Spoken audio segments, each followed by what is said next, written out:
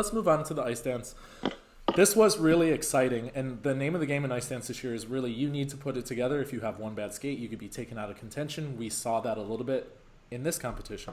Hubble and Donahue, as PJ suggested, were far and away above the rest of the competition here. Yep. They did come in, though, with two different programs than what we saw earlier in the season. They modified both of them a little bit.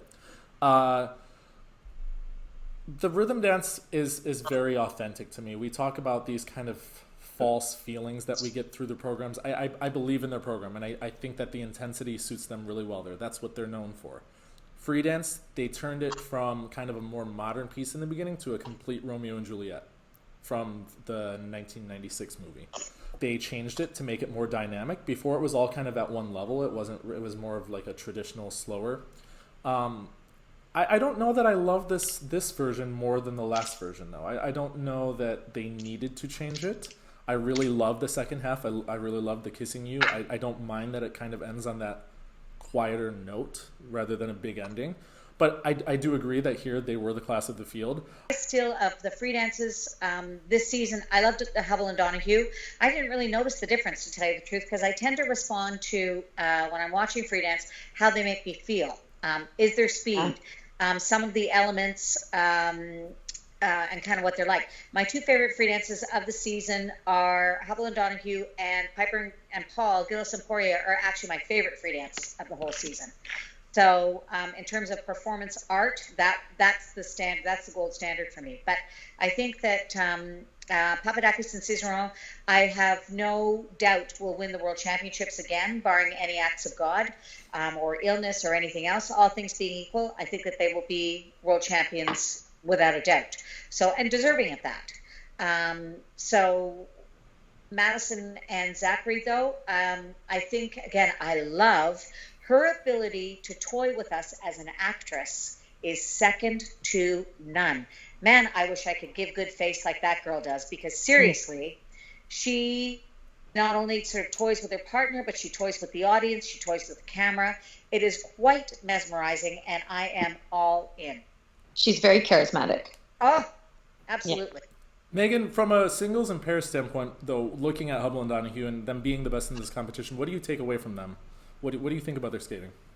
Well, I think as you talked about the changes in their free skate and the changes that they made in the short dance, they've made their programs more difficult, which I respect, because I did find their free dance on the Grand Prix circuit slightly empty and a little bit forgettable. I don't want to say forgettable because I really like them and she's so commanding, but I found it a little bit boring for me, for what I prefer. Interesting, eh? And I found that there was more substance at the Grand Prix final. I agree. Of course, everybody has their own view. Romeo and Juliet's not really music that I feel myself connected to, so I have a hard time connecting to people skating to that. I do think for them, not that I agree, or whether I agree or I don't, I think it's troubling for them that their free dance score was essentially the same as Nikita and Victoria. Mm-hmm. I don't think that's good news for the Hubble and Donahue camp. This is a team that they were not even close to 4 years.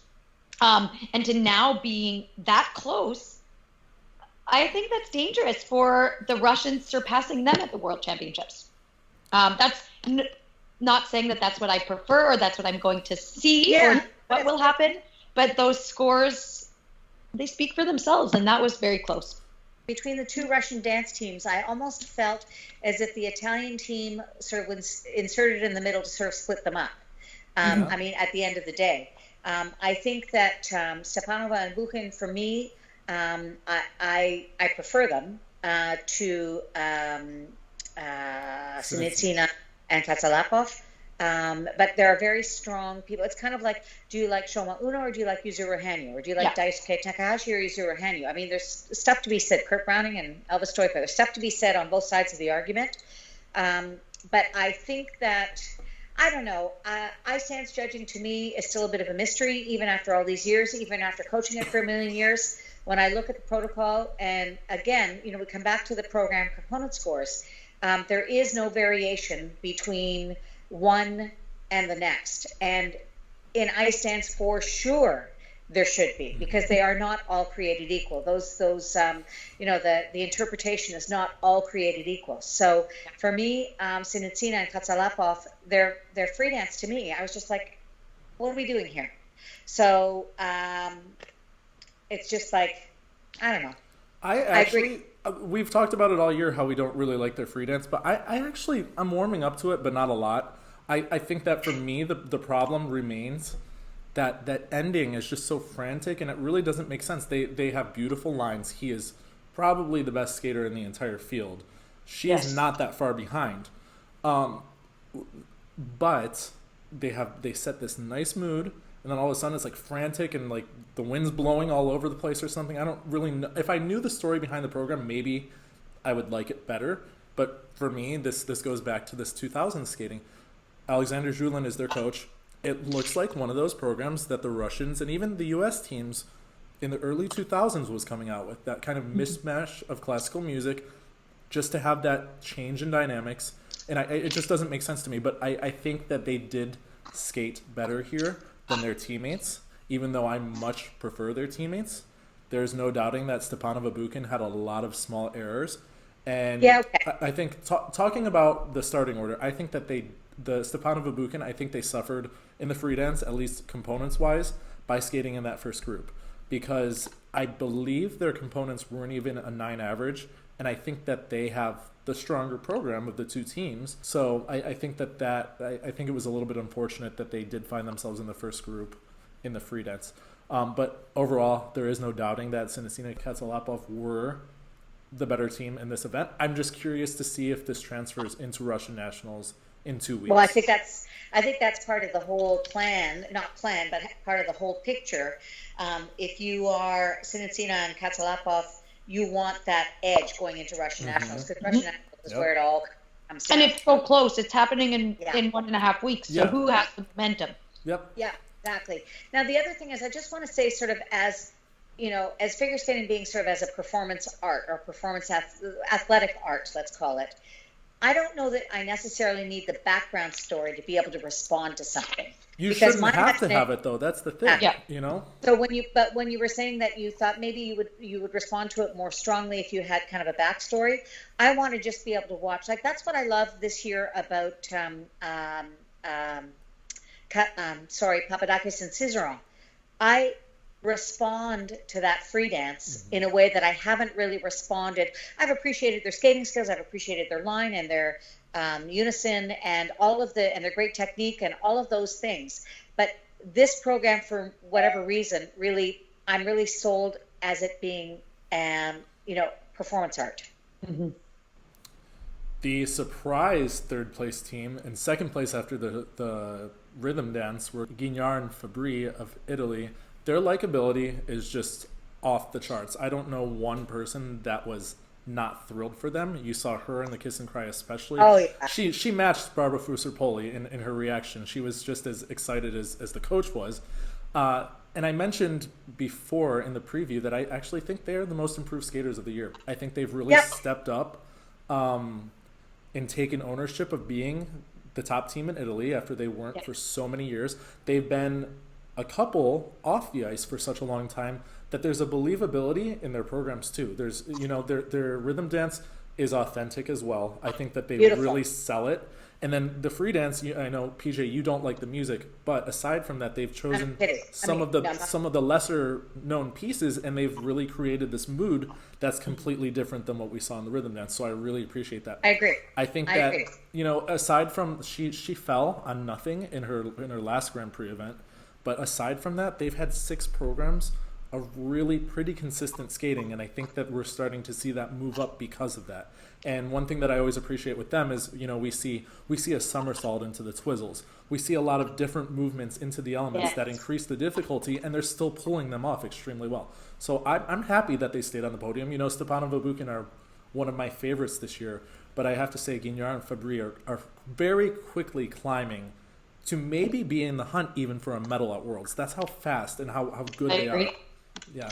And, over the years, they've always had very interesting scores to me because they've always been a very creative team. They've always delivered very charming performances. And and their scores have always been like up and down and up and down, because I felt like the judges never knew what to do with them because they were the second place Italians. In so many words, I think that that's what was happening.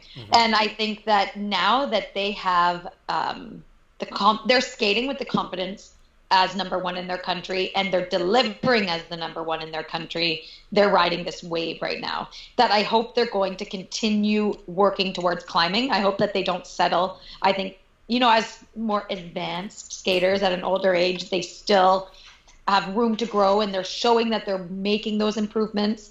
And I want to keep seeing it because they are so exciting. And I feel like I don't know where they can go, and then they keep getting better and they keep adding more. So it's exciting to watch their progress. I have to tell you in the rhythm dance that it's very easy to go from authentic to cheesy in a tango. And he looks like an authentic Argentinian street dancer, which is what really the origins of that dance is. So I thought that their characterization was absolutely spot on in the short dance. And not liking the movie La La Land notwithstanding, they have great interpretation in that free dance. But I just, the fact that they were able to take that piece of music, they married the concept to the choreography, to the costuming. All of it is absolutely letter perfect. So even though it's La La Land and I don't like the movie, what they do with the music and in the free dance is terrific. And to see her reaction in the kiss and cry, you know what? Whenever I see a skater do that, I actually get all teared up too. So it was really lovely to see. It's funny in the short dance. Barbara Fusser-Poli saw their score first, and she lost it. She's just going crazy. And then Charlene saw it, and she's going crazy, and Marco's kind of just sitting there like he didn't really comprehend what was going on. It was really cute. Yeah. He gets excited. I saw them after, and he was so pumped. No, I know. I just think at that moment he really didn't believe what was going on, and then he kind of looked at them like, "Oh my god!" And then a few seconds later, he's like, "All right, well, we're in second place." I'm really really happy for them. I think that they come across as so professional and so classy, and then you see these programs and they're pushing. They really are. There's a lot of difficulty that might not be reflected specifically in the element itself, but going in and coming out, there's a lot of difficulty there, and I'm happy that they're being rewarded. Yeah, me too. Zagorski Guerrero of Russia finished in 5th place, and this was a really off-balance program, at least in the free dance. They score really well in the rhythm dance, but then their free dance has really been kind of off the entire year. We talked about this in the preview, and Meagan, I want to know your input on this. They lost training almost the entire summer because she was injured. They've competed enough this season where they really haven't had a break to go back and really work on the fundamentals of the program and really cleaning it up. And now they have a week and a half to go into Russian Nationals. Do you think it almost would have been better had they not qualified for the final and they had that time in between their last event and Nationals to try to make those improvements? And don't forget, his skates didn't arrive, so they missed a day of training. He actually coached her for the first session. Yeah, I saw that. Well, I think that they're like playing catch up right now. I didn't know that they had missed the summer of training, but that explains, like everything is moving too fast for you, and you haven't done, like in the summers when you do so much of the work. And I've often heard it said by many experts and many coaches and many skaters that it's almost better to get the summer of work and then have something happen in the fall and miss a competition or something than to miss the summer of work. Because that's the base of all of the work that the skaters do on the program. That's where the development comes. That's where new elements are not only learned, but they are perfected, even though there is no perfection, but they work towards that. That's when you get monitoring sessions with technical experts and judges, give you feedback, then you make adjustments. Now they're doing all of that later than their competitors. I don't know if it really matters if they hadn't made the Grand Prix final. I don't see their result at Russian Nationals being any different than what it will be. The top two are pretty clear. Yes, I feel like the 3rd place is a very clear and obvious placement for them. So then maybe hopefully they spend this time between Nationals and Europeans, even though, it's a short amount of time. The next time they're going to have a long chunk is before Worlds. Right. I just think their free dance has potential. It's choreographed by Christopher Dean. I think every single performance we've seen so far this season, Skate America, they came out, he was kind of hitting her in the face with his arm. Then Yeah. at NHK, he made enough mistakes where they ended up losing the gold medal. They still ended up making the final. And then here we see again, it's just like, I don't know how to explain it. Just even the entries and the exits to the lifts, everything just looks like it's not sure. And their energy doesn't seem cohesive and together. It's almost like two separate energies working against each other at times. Right. Let's move on to the ladies' final event. Rika Kihira, you know, we talked about this. We said, you know, she's very unpredictable still, but once again, she kind of proved us wrong. You had her second, PJ, I had her third. She distanced herself in that short program. I mean, she really delivered there, and that's, I think, what helped give her the confidence going into the free skate. We saw in the free skate, misses her first triple axel. What does she do? Come back and land every single thing as well as she can. I didn't feel like it was that, you know, brilliant of a performance that we saw at NHK, but it was still very, very good. And I think she was clearly the best here. Is she a better package than Zagitova, even at her best? Yeah? No doubt. Yes? I have no doubt that her level of maturity, her fluidity, her lyrical quality, that she combines with explosive jumping skills. I don't know any skater right now that's combining things as well as she is. Yes, she could add more transitions and maybe more difficult choreography to her program, but when I watch her skate, she skates with a purpose. When I watch Alina skate, I feel like all these transitions that are in there are lacking any finish and any purpose. And those are qualities that we really see with Rika. So I think no doubt she is a better package, and I think that we are only going to see her scores increase as she skates cleanly in future competitions. I think you know what she said. Absolutely. And it was a treat to see her skate that short program. Oh my goodness! Like the short program of Peng and Jin and Kihira. Those are my two favorite moments of the competition. Just thrilling. Alina Zagitova, the biggest takeaway here again is that her jumps, I think personally, are looking tight, and I think that had she not had a technical specialist that was from Russia, I think we would have seen maybe a little bit of a harder hit. She didn't get called for any jumps being under-rotated in the free skate. I think there are, if I really zoomed in like I did at the Helsinki Grand Prix, I think we're going to see there were some jumps that probably should have been called. Even so, even though they weren't called, I have a problem with, you know, it's her body that's changing. I know it is, and it's not her fault, but I have a problem with the kind of clunkiness she has in the jumps. Even when they're landed, they're not as smooth as they were before, but yet, you know, she's doing a tiny double axel. She's getting some +4s for that. She's doing triple flip, which I guarantee you is under-rotated, and she's getting +3, +4 for that. You know, she obviously is Olympic gold medalist. She deserved that title. No question. But we have to judge what we're seeing this season, and she's not at that same level. You don't need to hold her up with these high GOEs if she's not producing what is required to get those. And I think that she's still slightly being held up. I know that prior to the free skate, she tripped over a camera, like a wire connected to one of the cameras, and then there was some question whether she would even skate. There's apparently she wanted to, and her coach didn't want her to. Apparently there was a big drama about it. She ended up skating, only made that one mistake at the beginning in the first combo. Otherwise, clean, but again, not at that level that she once was. And I know that, PJ, you like Carmen.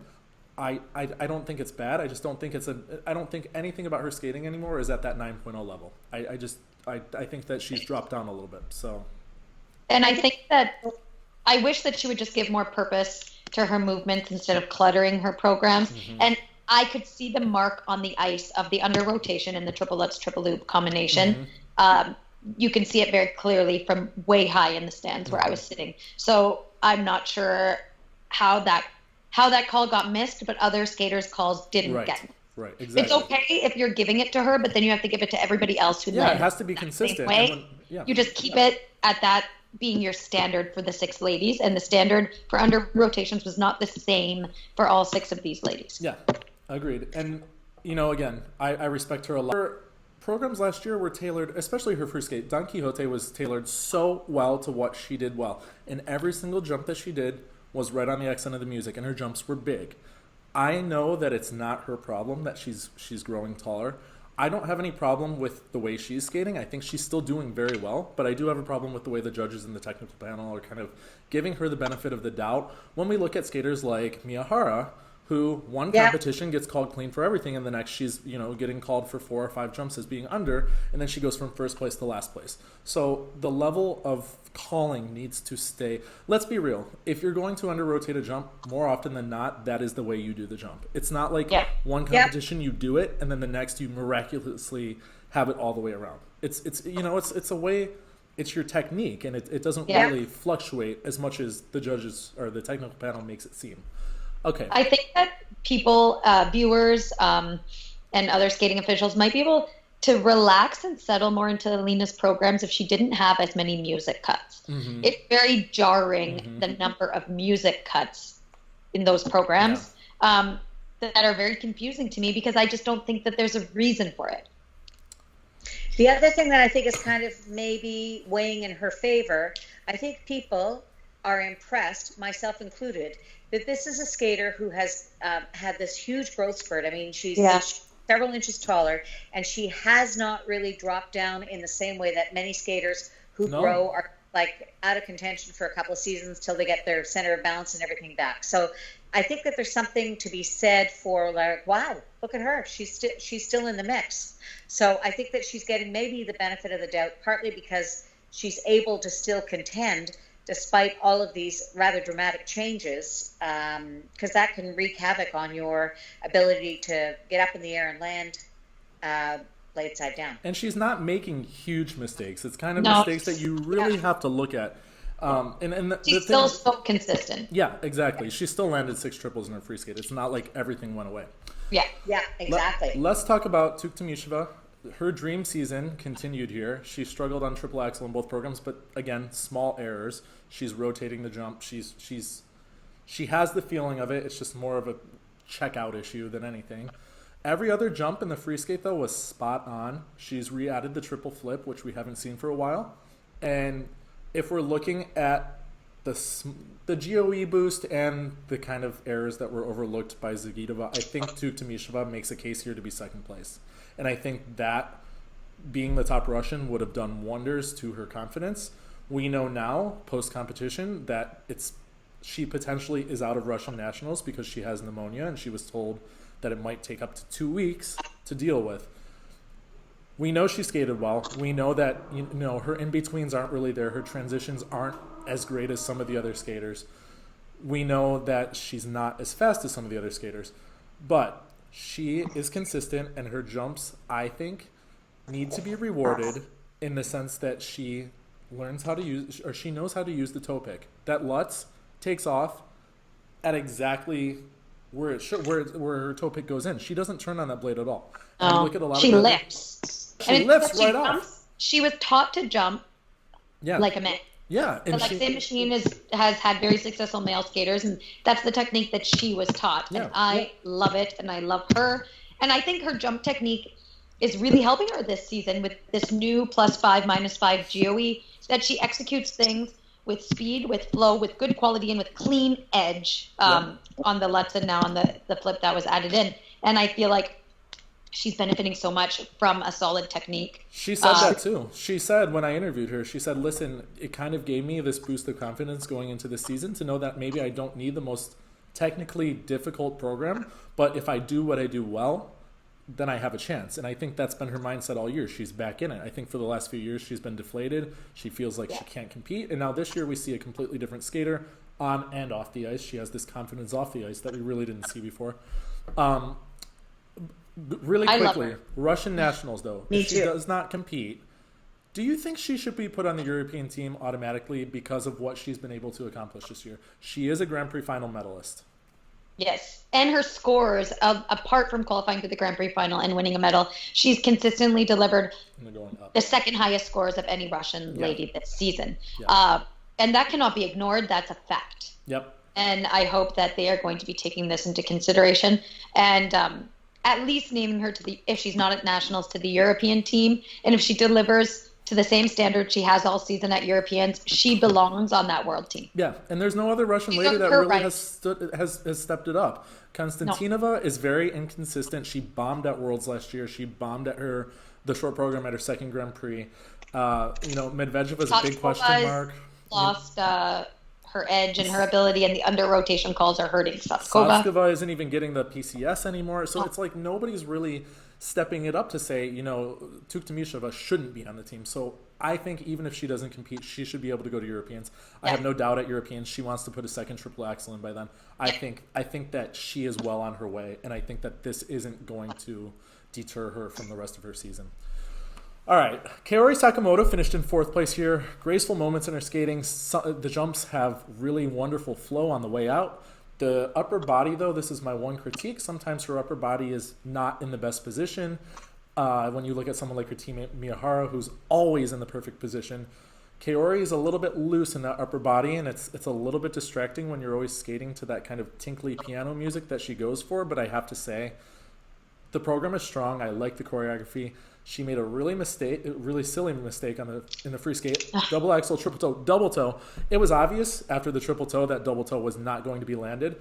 Meagan, though, my question to you, since you've done this combination before actually, if you're off on the air on the triple toe and you know that you're off, does your body just say, hey, let's go for the double toe? Or do you say in your head, like, hey, I shouldn't do this?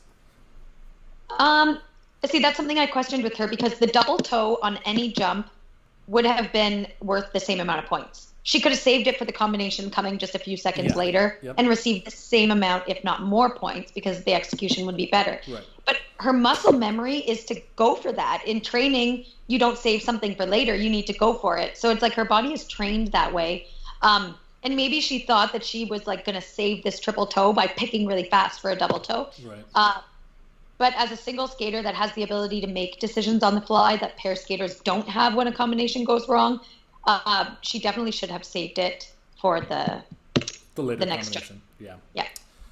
But I really like her skating, and I wish that she would use more powerful and dramatic music choices. I find that her programs and her music is not suited well to her strengths, and I think she's explosive and she's a little bit raw and she's a little bit everywhere, and I love it. I love that type of energy, but I wish that the programs and music were more on par with that.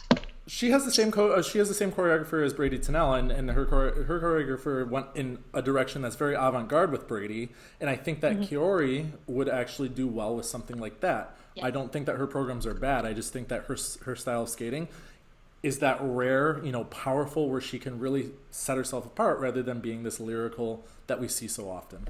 Samodurova. She did really well. Yeah, she did. I enjoyed her. Yeah, good for her. She looked like a tween, in between junior and senior. You know what I mean? Not quite there yet. But always consistent. And talking about Tarasova and Morozov's free skate not working for them last year, she makes her free skate work for her because she's a little quirky. Yes. And she sings the whole time. Yeah. I see effort from her, and she's engaging, and she looks like she enjoys it. Yep. Yeah. That's Even all the though difference. it's not my personal favorite music, I find myself enjoying her performance because she's enjoying her performance. Totally exactly. Agreed.